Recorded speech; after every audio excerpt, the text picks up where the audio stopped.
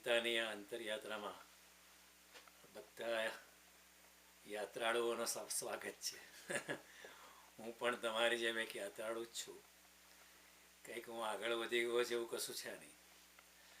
જે મારી પાસે કંઈક છે આમથી તેમથી એકઠું કરેલું ભગવાનની કૃપાથી જે મળેલું છે અને પરમાત્માની કૃપાથી જે વરસેલું છે એવું ખાલી વહેંચવાનો પ્રયત્ન કરું છું. I am only a reflection of the light I have seen from some other people. એટલે ગઈકાલે આપણે બુદ્ધની અંતરયાત્રા સમજવાનો પ્રયત્ન કરતા હતા અને બુદ્ધની અંતરયાત્રા સમજીને આપણે શ્રી કૃષ્ણની જે અંતરયાત્રાની વાતો છે એને આપણે સમજી શકીએ સરળતાથી, વધારે સરળતાથી. કારણ કે ગીતા એક અંતરયાત્રા છે. ખાલી આપણે એના વાંચી ગયા, એના શ્લોકના અર્થ કરી કાઢ્યા, સંસ્કૃતમાંથી ગુજરાતી ટ્રાન્સલેશન કર્યું, ફક્ત એ હેતુ નથી. ગીતા વાંચવાનો હેતુ અંતરયાત્રાની શરૂઆત કરવાનો છે અને એ શરૂઆત કરવાથી જ આપણને ગીતાની પવિત્રતાનો આપણા હૃદયમાં અનુભવ થાય છે. ખાલી વાંચી જવાથી આપણને સંતોષ થાય કે હવે કંઈ નહીં, હું જાણું છું ગીતા, 4 માણસોમાં હું ગીતા કહી શકું એમ છું. પણ એ ગીતાનો એ હેતુ નથી. કૃષ્ણ આપણને કોઈ જુદી દુનિયામાં લઈ જવા માગે છે. કૃષ્ણ આપણને આપણા ઇન્દ્રિયો, મન, બુદ્ધિ અને એ બધા જે બેરિયર્સ છે, સમય, સ્થાન, બધાના બેરિયર્સમાંથી કોઈ બીજા જગતમાં આપણને કૃષ્ણ લઈ જવા માગે છે. એટલે ગીતા આપણી એક અંતરયાત્રા છે. કૃષ્ણ પણ અંતરયાત્રામાં જવા માટે આપણને પ્રેરણા કરે છે. અર્જુનને પણ કહે છે કે અર્જુન પરામ સિદ્ધિ મિતો ગતા. આ પૃથ્વી લોકમાંથી જ લોકો પરમ સિદ્ધિને પામ્યા છે, એટલે તું પણ કરી શકે એમ છે. અર્જુનને એવું કહીને ઇન્ડિરેક્ટલી કૃષ્ણ આપણને પણ કહે છે કે આપણે પણ એ જગતમાં પ્રવેશ કરી શકીએ છીએ, આપણે પણ એ અંતરયાત્રાની શરૂઆત કરી શકીએ છીએ. This is not just the monopoly of some people. ભગવાને કહ્યું છે સ્ત્રીઓ, વૈશ્ય તથા શુદ્ર તેપી આતિ પરામ ગતિ. સ્ત્રીઓ હોય, વૈશ્ય હોય, શુદ્ર હોય, બ્રાહ્મણ પ્રકૃતિનો વ્યક્તિ હોય, એ લોકો પણ પરમ ગતિને પામી શકે છે. અહીંયા શુદ્ર કે સ્ત્રી કે એ કોઈ જાતિની વાત નથી, એ સાયકોલોજીકલ ટાઈપની વાત છે. આપણે ગઈકાલે વાત કરતા હતા કે બુદ્ધે શરૂઆતમાં સ્ત્રીઓને દીક્ષા આપવાનો ઇનકાર કર્યો. એમણે કહ્યું કે સ્ત્રૈણ ચિત્ત જેનું છે એને માટે ભક્તિનો માર્ગ વધારે યોગ્ય છે. કારણ કે સ્ત્રૈણ ચિત્તને માટે પહેલેથી જ શરણાગતિ કરવાનું બહુ સરળ છે. જે પુરુષ ચિત્ત હોય, થોડું અહંકાર હોય, મજબૂતી હોય, એને જરા પોતાના અહંકારના સંતોષને માટે પણ થોડું અમે એચીવ કંઈક કર્યું છે, એને યમ, નિયમ, આસન, પ્રાણાયામ, પ્રત્યાહાર, ધારણા, ધ્યાન, સમાધિ, અને સમાધિમાં જઈને એને સંતોષ થાય કે મેં કંઈક કર્યું એવું એને લાગે. પરંતુ સમાધિની અવસ્થામાં પણ જઈને આખરે તો શરણાગતિ જ કરવાની છે.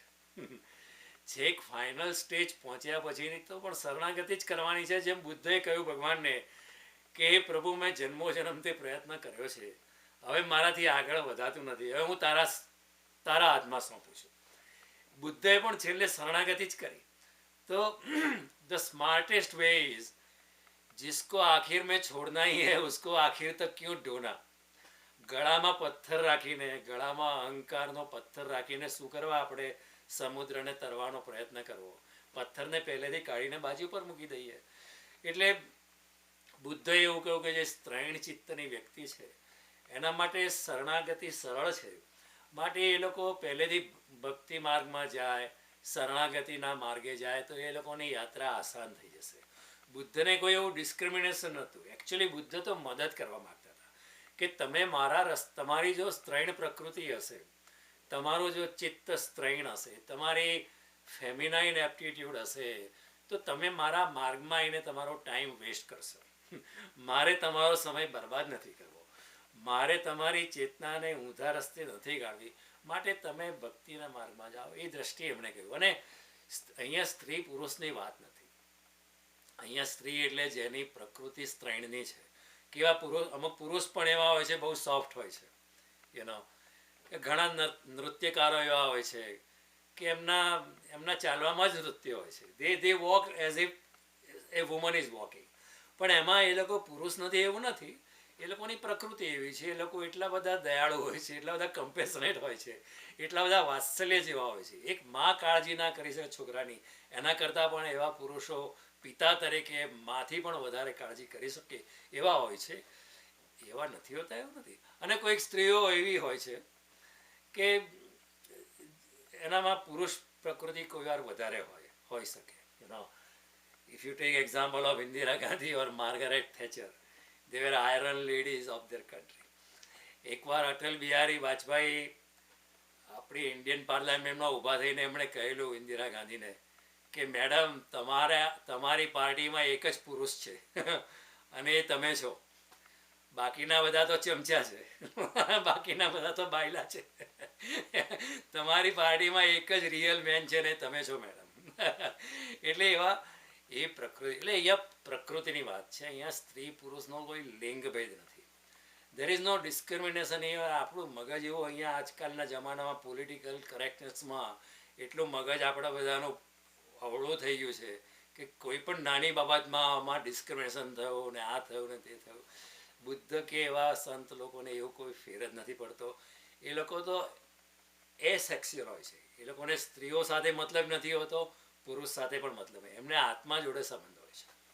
એટલે એમણે શરૂઆતમાં એમણે ના કહી હતી, કારણ કે જો દરેક સ્ત્રીમાં પણ એક સ્ત્રી એટલા માટે સ્ત્રી છે કે 80% સ્ત્રી છે, પણ 20% તો એમાં પુરુષ ચિત્ત હોય છે. એક પુરુષ એટલા માટે પુરુષ છે કે 80% પુરુષ ચિત્ત છે એનું, પણ 20% સ્ત્રીણ ચિત્ત એમાં પણ હોય છે. એ કલ્પનાને આધારે આપણે ત્યાં અર્ધનારીશ્વરની કલ્પના કરેલી અને એનું બહુ સુંદર પોએટિક કાવ્યાત્મક એક્સપ્રેશન કરેલું. અર્ધનારીશ્વરના ચિત્રો કર્યા, અર્ધનારીશ્વરની પ્રતિમા કરી. કેટલું સુંદર! જગતમાં આવી કોઈ કલ્પના ક્યાંય જગતમાં એનો જૂઠો મળે એમ નથી. આપણે નાના હતા ત્યારે જોઈએ એમ લાગે કે આ શું કર્યું છે. એ કોઈ પશ્ચિમનો માણસ જોયું કે આ શું ગાણપણ છે, અડધા શિવ અડધા Parvati, how can it be. પણ એ લોકોને આપણી જે આ જે પરિકલ્પના છે, આ જે આધ્યાત્મની ઊંચાઈ છે, એનો જ ખ્યાલ આવી શકે એમ નથી. આપણે કૃષ્ણ રાધાને પણ એકતામાં બતાવ્યા છે. કૃષ્ણ અને રાધા જાણે એકમેકમાં મળી ગયા છે એમ. આપણે ઘણી વાર સવાલ થવો જોઈએ, કારણ કે આપણે નાનપણથી જોતા આવ્યા છે કે કૃષ્ણ જોડે રાધા જ હોય છે. સવાલ તો આપણે કરવો જોઈએ ને કે રાધા જોડે તો એમનું લગ્ન પણ નહોતું થયું. હું કાલે ઉઠીને મરી જાઉં ને મારી બાજુમાં કોઈ બીજી સ્ત્રી કરો, મારી વાઈફનું પૂતળું ના મૂકો, કોઈ બીજી સ્ત્રીનું પૂતળું મૂકો, તો લોકોને કેવું લાગે કે વોટ ઇઝ રોંગ. કૃષ્ણની જોડે આપણે રાધા કેમ મૂકી? કારણ કે બીજી જે 8 સ્ત્રીઓ હતી, એમની પટરાણી હતી, રૂકમિણી ને ભામાશા બધી હતી, એ લોકોનું ચિત્ત કૃષ્ણના પુરુષત્વમાં હતું.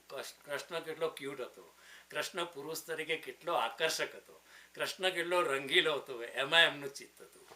પણ રાધાનું ધ્યાન જે છે તે કૃષ્ણના પુરુષમાં પ્રકૃતિમાં નહોતું. રાધાનું ધ્યાન કૃષ્ણના પુરુષોત્તમ સ્વરૂપમાં હતું. આટલો ફેર છે.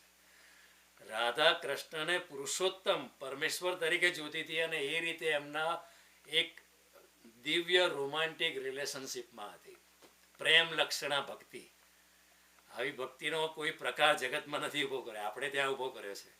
કે ગોપી એટલી બધી પાગલ છે કૃષ્ણ પાછળ કે એની ભક્તિ જે છે તે પ્રેમ રોમાન્ટિક ભક્તિ છે, પ્રેમ લક્ષણા ભક્તિ. આવી ભક્તિનો કોઈ એક કલ્પનાથી, આ પણ એક અદ્ભુત ભારતની જ કલ્પના છે. કોઈએ જગતમાં આવી પરિકલ્પના કરી શક્યા નથી, કારણ કે એવું એમણે જોયું જ નથી. આપણે ત્યાં ગોપી કૃષ્ણના પ્રેમમાં છે, અત્યંત પ્રેમમાં છે, પણ એ પ્રેમ એક દિવ્ય કક્ષાનો છે. અને એ કક્ષા જે શરીરના સંબંધોથી ઉચ્ચ પ્રકારનો છે, આગળનો સંબંધ છે. માટે આપણા શાસ્ત્રકારોએ કહ્યું પ્રેમ લક્ષણા ભક્તિ. એટલે આપણે કૃષ્ણ જોડે રાધાને એટલે જોડી કે રાધાનો ઇન્ટરેસ્ટ કૃષ્ણના પુરુષોત્તમ સ્વરૂપમાં હતો, કૃષ્ણના પુરુષમાં એને એટલો રસ નહોતો.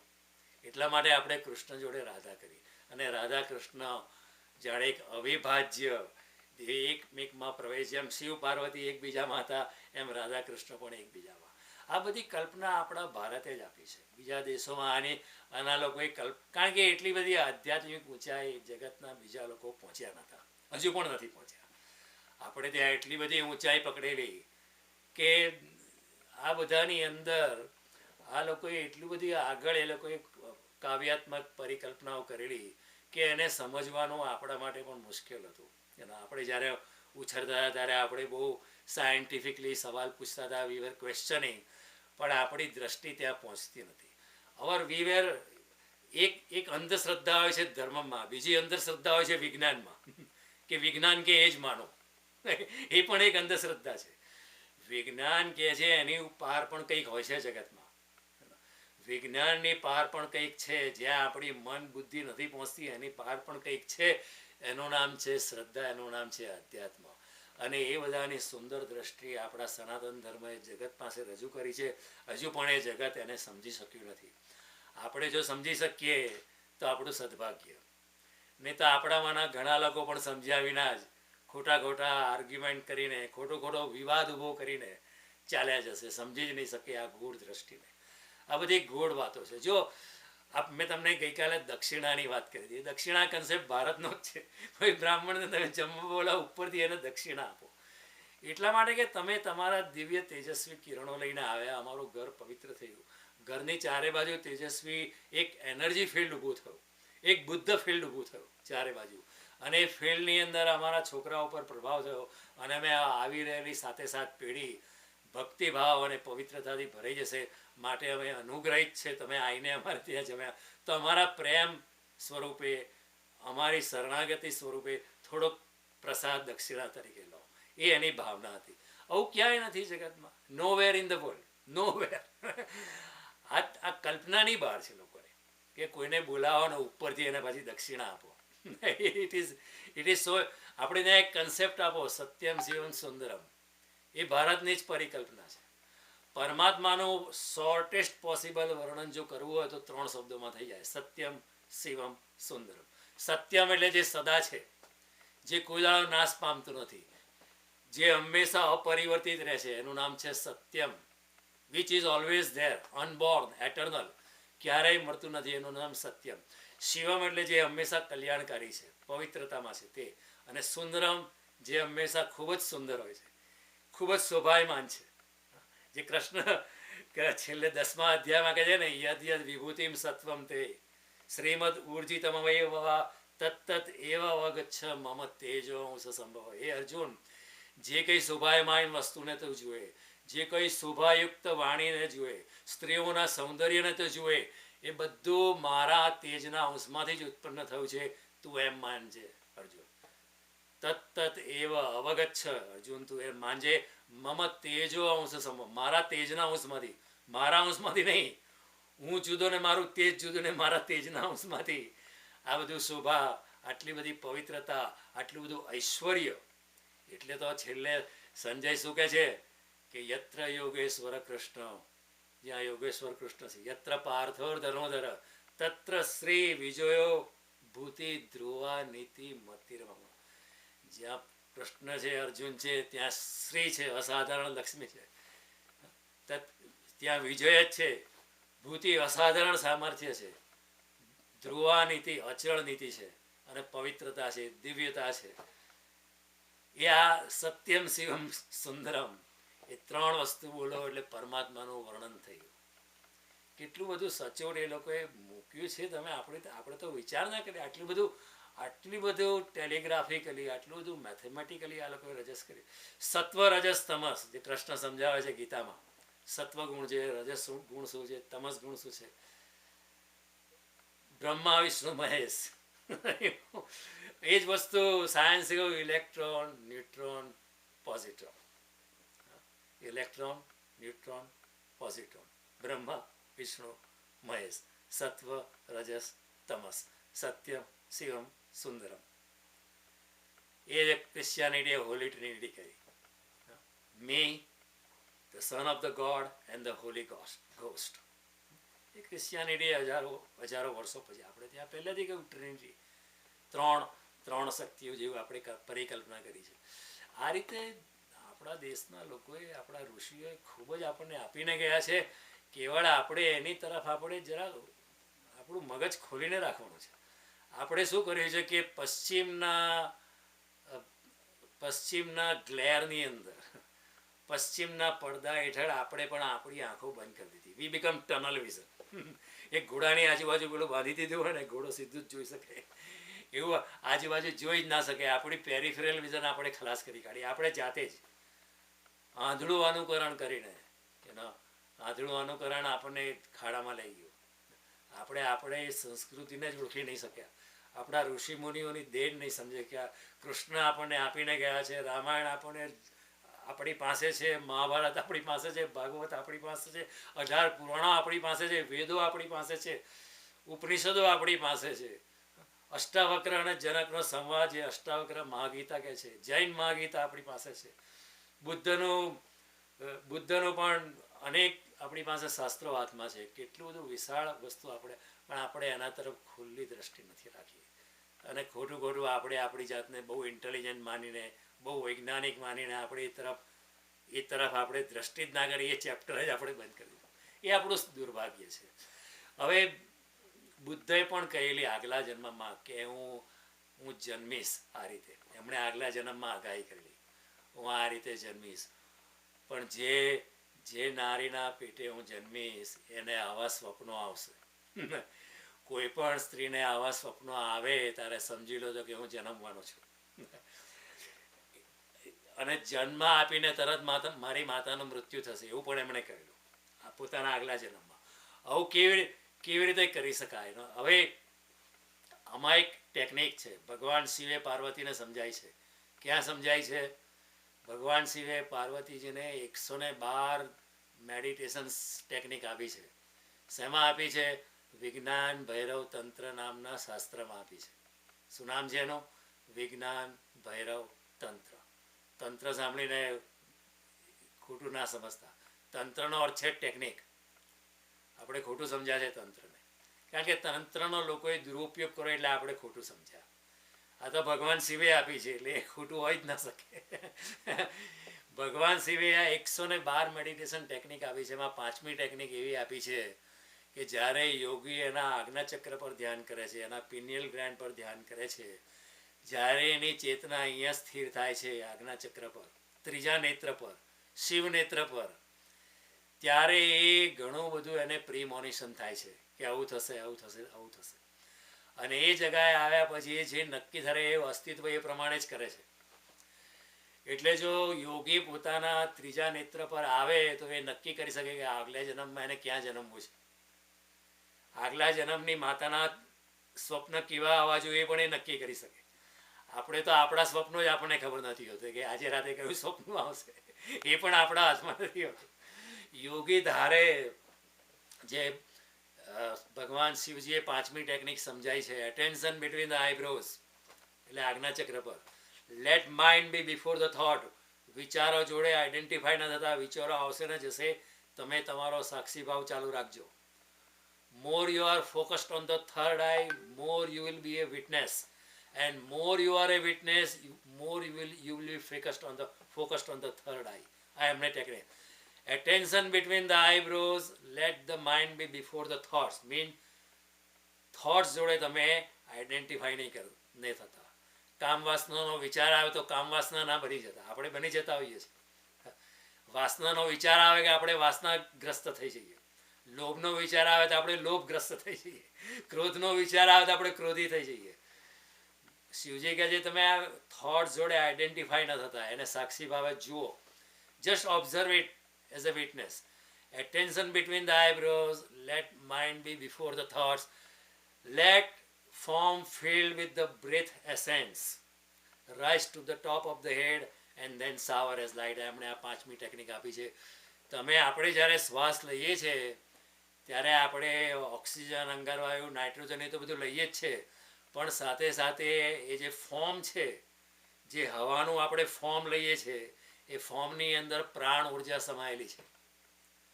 Late form filled with the breath essence. Breath essence એટલે એ પ્રાણ ઉર્જા, જેને આપણે પ્રાણવાયુ કહ્યો છે. એ પ્રાણ ઉર્જા જેને આપણે રાધા તત્વ કહીએ, જેને આપણે પાર્વતી શક્તિ કહીએ, જેને આપણે શિવ શક્તિ કહીએ, એ પ્રાણ ઉર્જા આપણા શ્વાસમાં સમાયેલી છે. શિવજી કહે છે એ શ્વાસ શક્તિ, એમાં જે ઉર્જા સમાયેલી છે, એક વિલિયમ રેક નામનો જર્મન ફિલોસોફર એણે કહ્યું કે એલેન વાઇટલ એનું નામ આપ્યું. કોઈ પણ નામ તમે આપી દો. આપણે જે શ્વાસ લઈએ છીએ એની અંદર ખાલી પ્રાણવાયુ, અંગારવાયુ, નાઇટ્રોજન એ વાયુ તો બધા છે જ, પણ એ ઉપરાંત આ આત્માનું જે ફૂડ છે એ પ્રાણ શક્તિ પણ એની અંદર સમાવેલી છે. એ ભગવાન શિવ કહે છે એ પ્રાણ શક્તિને તું નાક વાટે આજ્ઞાચક્રના મારફતે તું તારા સહસ્ત્રારમાં લઈ જા, અને ત્યાં એ ઓબ્ઝર્વ કરતાં કરતાં કરતાં કરતાં કરતાં એક દાડો તારો સહસ્ત્રનું કમળ ખીલી ઉઠશે અને તું આત્મજ્ઞાનમાં પ્રવેશ કરી. આટલી સિમ્પલ ટેકનિક, પણ it will need practising and practising and practising and practising. Attention between the eyes brows, first step. Let mind be before the thought. Second step. Let form filled with the breath essence. શ્વાસ લો છો એ form છે, એની અંદર breath essence છે. Rise to the top of the head. સહસ્ત્રાર પર જવા દો. And then shower. એ પ્રકાશ તરીકે એનો વરસાદ થશે અને તમારો આત્મજ્ઞાનમાં તમે પ્રવેશ કરશો. તમે ક્રેચ કરો અને જે દિવસે વિચાર શૂન્યતા આવે, શિવજી કહે છે જે દિવસે વિચાર શૂન્યતા આવે એ વખત તમે આત્મજ્ઞાનમાં પ્રવેશ કરશો. કૃષ્ણએ પણ કહ્યું છે ગીતામાં, પ્રયાણ કાલે મનસા ચલે ન ભક્ત્યા યુક્તો યોગ બલેન ચૈવ ભ્રૂર મધ્યે પ્રાણમ આવેશ્ય સમ્યક. મૃત્યુ સમયે યોગી પોતાના પ્રાણની ચેતનાને આજ્ઞાચક્ર પર, શિવ નેત્ર પર સ્થાપિત કરે છે, અને એવું સ્થાપિત કરીને જાય તો એનો ઉદ્ધાર થઈ જાય છે.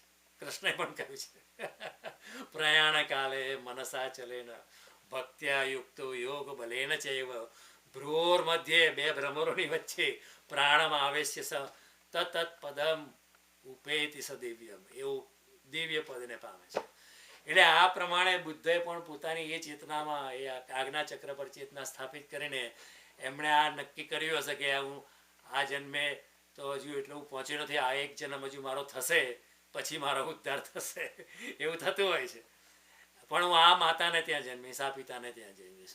તો શુદ્ધોધનના દરબારમાં મનોવૈજ્ઞાનિક પણ હતા, ડ્રીમ ઇન્ટરપ્રિટર્સ. ડ્રીમ ઇન્ટરપ્રિટેશન તો આજના જમાનામાં આપણે જાણ્યું, ફ્રોઈડ ને બધાએ કહ્યું, સાયકોલોજિસ્ટે, પણ એ જમાનામાં યોગીઓને ખબર હતી કે બુદ્ધ જન્મવાના છે, કારણ કે યોગી આગાહી ઇનકરેક્ટ કરીને ગયા છે. કોઈ પણ સ્ત્રીને આવા સ્વપ્ન આવ્યા એટલે સમજી લેવાનું બુદ્ધ જન્મવાના છે.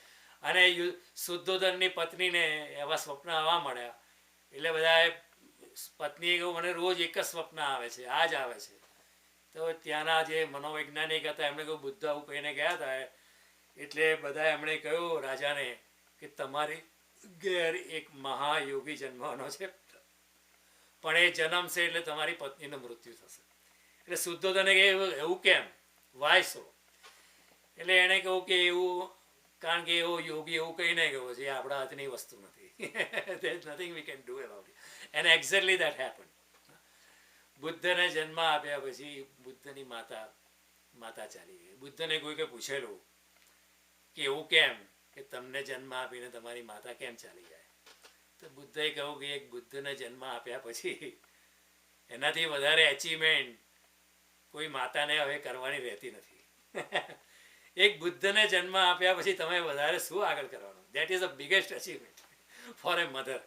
એક બાળક તમે એવું એવા બાળકને જન્મ આપો કે જે મહાન યોગી થવાનો હોય, કરોડો લોકોના જીવનમાં જે પ્રકાશ લાવવાનો હોય, એવા બાળકને જન્મ આપીને પછી જીવનમાં આગળ કરવાનું શું છે? એટલે કે એ રીતે મારી માતા ચાલી ગઈ હતી. એટલે એ શક્ય છે. આપણે કોઈ વાર વિજ્ઞાન ભૈરવ તંત્રની વાત કરીશું, કોઈ વાર આ ટેકનિક તમને વધારે ઊંડાણમાં સમજાવીશ. તમે કેવી રીતે તમારા સ્વપ્નો ઉપર કાબૂ કરી શકો, કેવી રીતે તમને પ્રીમોનિશન થઈ શકે, કેવી રીતે તમે બીજાના વિચાર પકડી શકો, એ બધું કોઈ વાર આપણને ચાન્સ મળશે જ્યારે કૃષ્ણએ જે ધ્યાન સમજાવ્યું છે એ ધ્યાનની વાત કરીશું. ત્યારે આપણે એને શિવજીએ ધ્યાન સમજાવ્યું છે એની જોડે જોડીશું અને આપણે ધ્યાનનો પ્રયોગ પણ કરીશું. ઓકે, સો કારણ કે આ પ્રયોગની ગીતા ખાલી વાંચવાની નથી, એ પ્રયોગ કરવાનો છે. ભગવાને આ પ્રયોગ કેવી રીતે કરવાનો બધું લખીને ગયા છે. આપણે પ્રયોગ નહીં કરીએ ત્યાં સુધી એને સમજી, જ્યાં સુધી એકચ્યુઅલી નહીં કરીએ ત્યાં સુધી આપણે એને સમજી નહીં શકીએ. તો આપણે એના સમય આવશે. અત્યારે હું તમને થોડા ઊંડાણોમાંથી લઈ જાઉં છું, પછી પ્રયોગ કરવા માટે તમે તૈયાર રહેજો. ખાલી સાંભળવા માટે નહીં, પ્રયોગ કરવા માટે પણ તૈયાર રહેજો. એક ફર સેશન એવું રાખીશું 2 દાડા કે 45 મિનિટ આપણે ધ્યાન કરીશું બધા ભેગા થઈને, અને શિવજી આ જે ટેકનિક સમજાય છે એ ટેકનિક પર જ આપણે ધ્યાન કરીશું. શિવજી ટેકનિક આપીને ગયા છે, એનામાં ખામી હોય જ નહીં. અને એ જ ટેકનિકની વાત કૃષ્ણએ પણ કરી છે. એવું નથી કે ખાલી શિવજીએ કહી છે. જેવી રીતે કૃષ્ણએ ગીતા આપી છે એવી રીતે શિવજીએ વિજ્ઞાન ભૈરવ તંત્ર આપ્યું છે. પણ આપણને કોઈને ખબર જ નથી, કારણ કે આપણે તો બધું CA કરવા ગયા ને BSc કરવા ગયા ને ડૉક્ટર થવા ગયા ને આ થવા ગયા.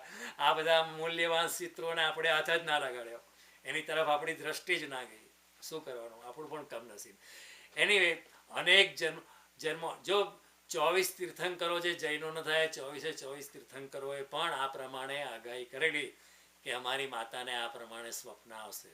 અને જૈન ધર્મમાં એક સ્વપ્ન કે વ્હાઇટ એલિફન્ટ, સફેદ હાથી દેખાશે માતાને સ્વપ્નમાં. અને ત્યારે એ લોકોએ કહ્યું તો આવું થાય એટલે સમજી લેજો કે હું જન્મવાનો છું. 24 તીર્થંકરોએ પણ આ પ્રમાણે આગાહી કરી. તીર્થંકર મેં તમને પહેલાં સમજાવ્યું છું, એને જ કહેવાય છે કે જેને આત્મજ્ઞાન લાદ્યું છે અને આત્મજ્ઞાનના અનુભવને સારી રીતે વ્યક્ત કરી શકે છે. ઘણા જૈન મુનિઓને આત્મજ્ઞાન લાદ્યું હશે, ઘણા બુદ્ધના શિષ્યોને આત્મજ્ઞાન લાદેલું, ઘણા આત્મજ્ઞાનીઓ થઈ ગયા, પણ બધા આત્મજ્ઞાનીઓ જે જાણ્યું છે ને જણાવવાને માટે એમની સામર્થ્ય હોતી નથી. એ લોકો જણાવી શકતા નથી. રમણ મહર્ષિ જણાવી શકતા નથી, એમણે ખાલી ચરણોમાં પ્રેઝન્સમાં બેસવું પડે. સાંઈ બાબા જણાવી શકતા નથી, બરાબર? એ બસ બેઠા હોય છે ને એમની પ્રતિભામાં એમના presence, his power of presence works in a big way. Ramakrishna Paramahamsa બોલી શકતા નથી, મીરા ભાષણ આપી શકતી નથી, અરવિંદ આપી શકે એમ હતા પણ એમને બહુ આપ્યા નથી. પણ ઓશોએ ખૂબ ભાષણ આપ્યા, બુદ્ધે ખૂબ કહ્યું, મહાવીર સ્વામીએ ખૂબ કહ્યું, કૃષ્ણ ખૂબ કહીને ગયા. બધા કહી શકે એમ નથી, જે કહી શકે એને તીર્થંકર કહી શકે. એવું જૈન ધર્મની વ્યાખ્યા છે. બહુ સુંદર વ્યાખ્યા છે, બહુ સુંદરમાં સુંદર એમની પરિકલ્પના છે. અને it hints at the weaknesses of the human language, કે મનુષ્યની ભાષા છે. એટલે આગલા જન્મની યાત્રા હોય છે ત્યારે આપણું અનેક જન્મોની સાધના પછી એક જન્મ એવો આવે છે, એક જન્મ એવો આપે છે કે આપણે ભલે રડતા રડતા જન્મ્યા હોઈશું પણ હસતા હસતા મૃત્યુ પામીશું, કારણ કે એટેચમેન્ટ જ નથી. અરે એક જન્મમાં જો આપણે હસતા હસતા મૃત્યુ પામ્યા હોઈશું તો બીજો જન્મ યોગી તરીકે થશે, એમાં આપણે હસતા હસતા જન્મીશું અને વળી પાછા હસતા હસતા મૃત્યુ પામીશું. એક જન્મ એવો આવે છે હસતા હસતા આપણે જન્મીએ, રડતા રડતા જન્મીએ અને હસતા હસતા આપણે દેહ છોડીએ, કારણ કે કોઈ એટેચમેન્ટ જ નથી રહેતું. દુનિયા છોડવાનો કોઈ રંજ જ નથી, ઉલટો આનંદ છે કે ચાલો પરમાત્મા જોડે મિલન થશે. અને બીજો જન્મ થાય છે તો યોગીને ખબર હોય છે કે હું જન્મવાનો છું, આ માતાને કુખે જન્મવાનો છું, આ પિતાને ત્યાં જન્મવાનો છું, એને ખબર હોય છે. એટલે હસતો હસતો જન્મે છે યોગી, અને મૃત્યુ સમયે વળી પાછો હસતો હસતો હોય પોતાનો દેહ છોડીને ચાલે છે. અને ખરેખર એનું મૃત્યુ થતું નથી હોતું, એ બ્રહ્મલીન થઈ જાય છે. એટલે આપણે જ્યારે મહાપુરુષ સંત વ્યક્તિ ચાલી જાય ત્યારે આપણે ગુજરી ગયા એવું નથી કહેતા, આપણે એમ કહીએ છીએ કે બ્રહ્મલીન થઈ ગયા, બ્રહ્મમાં લીન, એ બ્રહ્મ સ્વરૂપ જ હતા અને બ્રહ્મમાં પાછા લીન થઈ ગયા. એટલે આ એક અગત્યની વસ્તુ છે. કૃષ્ણએ પણ આ પ્રોસેસને સમજાવ્યો છે. અર્જુન પોતે સવાલ પૂછે છે કે અયતિ શ્રદ્ધયા આપે તો યોગાશ્ચલિત માનસ અપ્રાપ્ય યોગ સંસિદ્ધિ કામ ગતિમ કૃષ્ણ ગચ્છતિ. હે કૃષ્ણ, કોઈ યોગી હોય, યોગના માર્ગમાં એણે પ્રવેશ કર્યો હોય, થોડી યોગ સાધના કરી હોય, શ્રદ્ધા એને પુષ્કળ થઈ હોય, અંતરમાં એના પરમાત્મા આવી ગયો હોય, પણ આવું કંઈક કારણ થાય, થોડો યોગમાંથી જો ભ્રષ્ટ થઈ જાય, સંસારનું કોઈક સ્ત્રી એને ખેંચી જાય, પુરુષ એને ખેંચી જાય, સંસારની સંપત્તિ એને ખેંચી જાય, અથવા તો કંઈક કારણસર વચ્ચેનું મૃત્યુ થઈ જાય, તો એવા વ્યક્તિની શું ગતિ થાય છે? અર્જુન પૂછે છે. અર્જુનને ચિંતા હશે કે કૃષ્ણ, હું તમારા માર્ગે ચાલું છું પણ વચ્ચે મારી વિકેટ ઉખડી જાય, વચ્ચે જો મારું મૃત્યુ થાય તો પછી શું કર્યું બધું ધૂળમાં જશે. એટલે અર્જુન સવાલ પૂછે, કામ ગતિમ કૃષ્ણ ગચ્છતિ કશ્ચિન્ન ઉભય વૃષ્ટો છિન્નાદ બ્રહ્મવી નષ્ટતિ. બંનેમાંથી ઉભય બંને બાજુથી રખડી જાય, વિખરાયેલા વાદળની જેમ છિન્ન ભિન્ન થઈ જાય છે. કોઈ વાર એવું બને ન યોગમાં એને નહીં યોગમાં એનું કશું થયું નહીં સંસારમાં કશું થયું. સંસાર છોડીને સંન્યાસમાં તો ગયો પણ સંન્યાસમાં કશું થયું નહીં અને સંસારેમાં કંઈ થયું નહીં. એટલે અર્જુન કહે કે બંને બાજુ તો લટકી નહીં જાય ને. કશ્ચિનો ઉભયા ભ્રષ્ટ, બંને બાજુથી ભ્રષ્ટ થઈને છિન્નાદ ભ્રમૈવ દ્રષ્ટથી વિખરાયેલા વાદળની જેમ વિખરો તો નહીં જાય. અપ્રતિષ્ઠો મહાબાહો વિમૂઢો બ્રહ્મણો પથી. આ બ્રહ્મણો પથી જે હતો, બ્રહ્મા જે પથ મૂકેલો, બ્રહ્મના માર્ગમાં જેણે પગ મૂકેલા, એવો અપ્રતિષ્ઠિત થયેલો યોગી, વિમૂઢ થયેલો યોગી, પહેલા જરા મૂળતામાં તો વળી પાછો જ્ઞાનમાં આવ્યો, વળી પાછો વિમૂઢ થઈ ગયો. એની શી ગતિ થાય છે એ કૃષ્ણ મને સમજાવો. અને કૃષ્ણને કહે એતન મેં સંશય કૃષ્ણ, એતન મેં સંશય કૃષ્ણ છેતુમાં રહસ્ય છે સત ત્વદન્ય સંશયસ્ય છેતા ન ઉપપદ્યતે.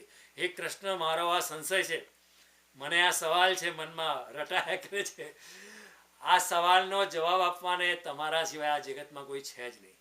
જો અર્જુનનું વાક્ય જો, ત્વદન્ય સંશયસ્ય છેતા ન ઉપપદ્યતે. આ મારા સંશયને દૂર કરવા માટે આ પૃથ્વી પર તમારા જેવું કોઈ છે જ નહીં.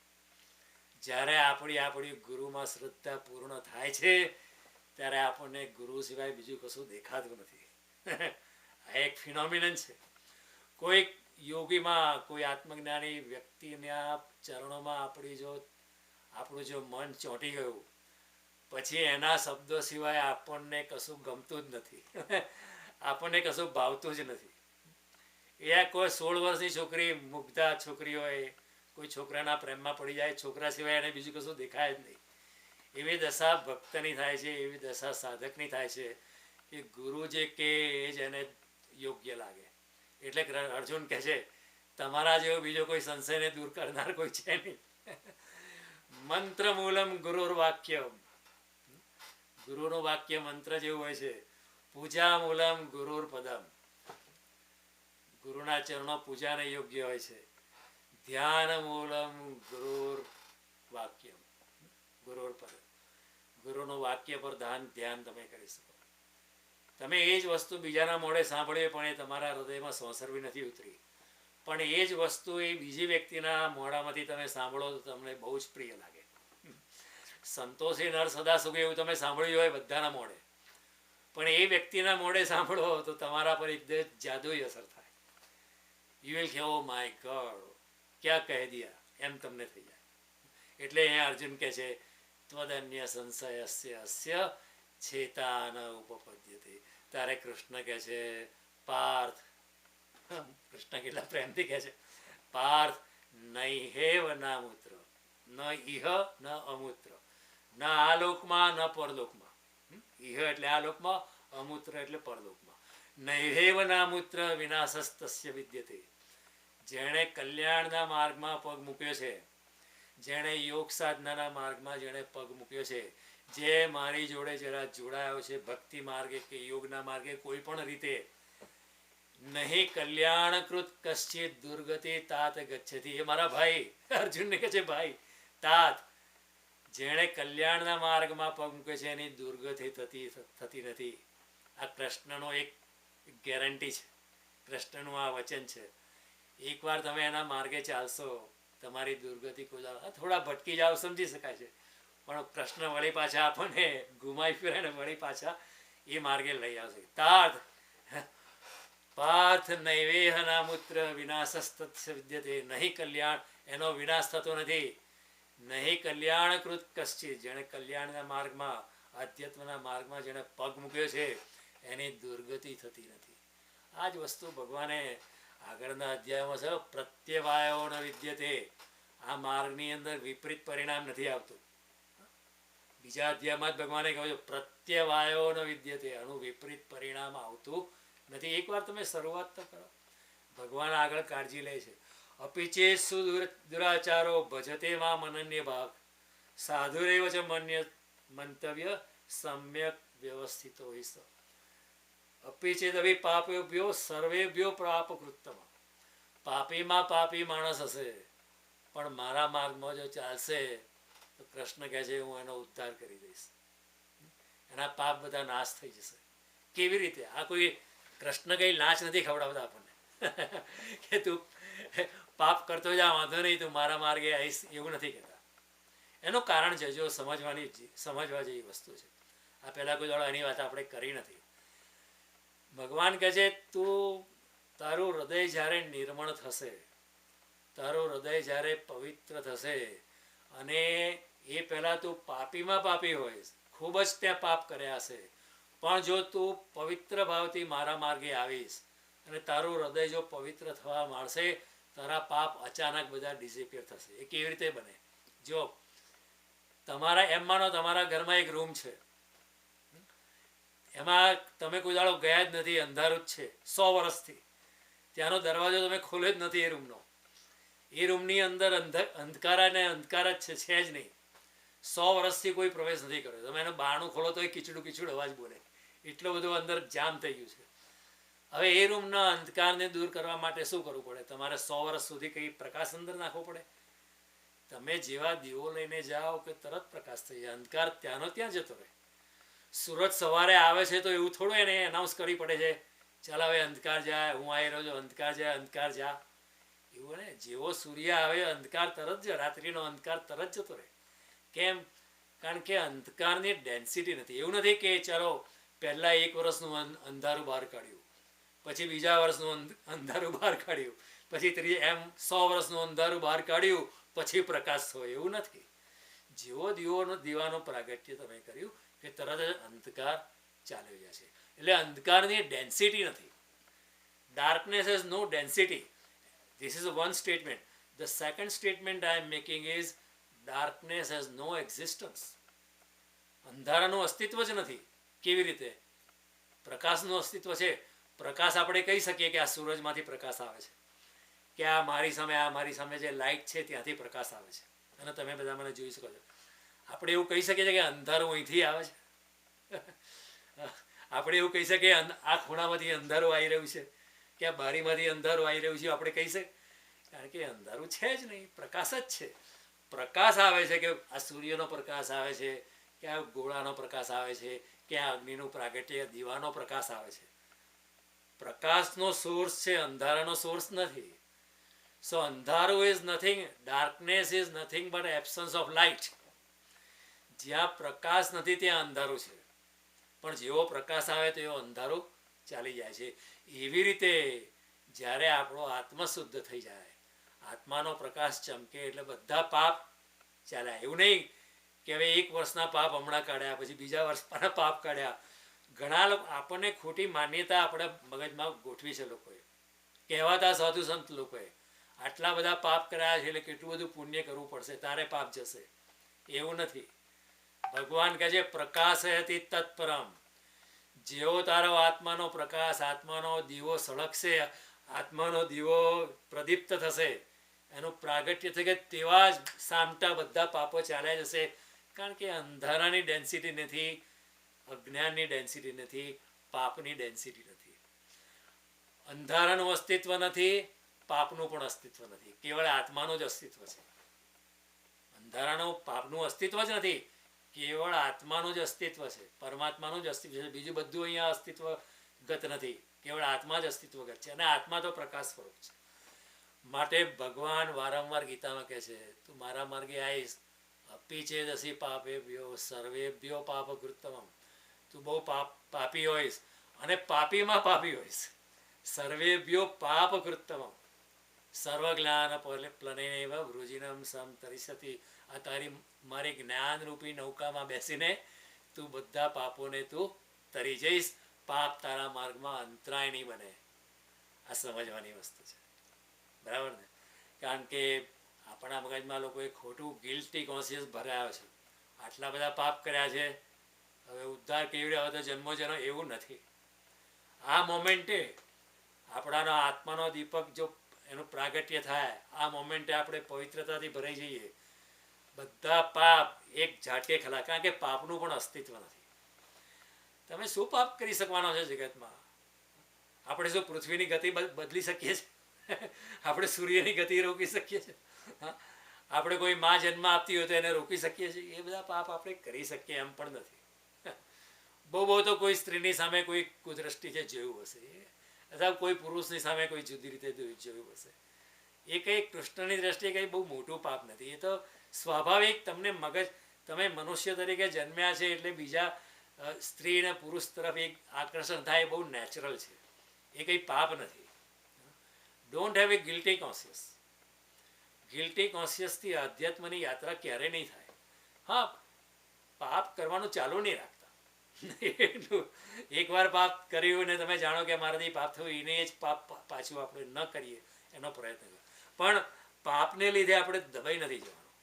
જો Christianity is burden with sin, confession કરો, પાદરીની સામે જેને કન્ફેશન કરો તો જ પાપથી મુક્ત થશો. આપણા ધર્મ શું કહે છે? તમારા પાપની કબૂલાત તમે તમારી પાસે જ કરો, કોઈને કહેવાની જરૂર નથી. તમે તમારી જાતે તમારા પાપની કબૂલાત કરશો તો તમારી આંતરિક ઇન્દ્રિયો એટલી લજ્જાશીલ છે કે એ પાપ તમે ફરીથી કરી જ નહીં શકો. તમારો અંતર કમળ, અંદરનું હૃદય કમળ એટલું લજ્જાશીલ છે.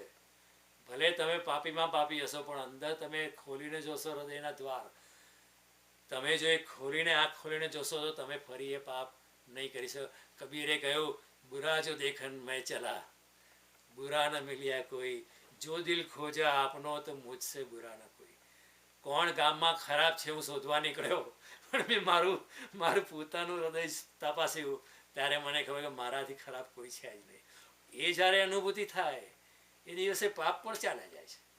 એ તમારી બધી સો કોલ્ડ બુરાઈ ઓટોમેટિક એક ઝાટકે ખલાસ થઈ જાય છે. અને પરમાત્માનો આંતર દીવાનો એનો યસ્તુ આત્મરતિ રેવસ્યાત આત્મતૃપ્તસ્ય માનવ આત્મેવ ચ સંતુષ્ટો તસ્ય કાર્ય ન વિદ્યતે નૈવ તસ્ય કૃતેના અર્થો ન કૃતેનેશ્ચ કશ્ચન ન ચાસ્ય સર્વભૂતેષુ કશ્ચિત અર્થ વ્યપાશ્રય. જેણે અંતરના અજવાળા પામ્યા છે એનો પાપ રહેતું નથી, એક ઝાટકે ખલાસ થઈ જાય છે.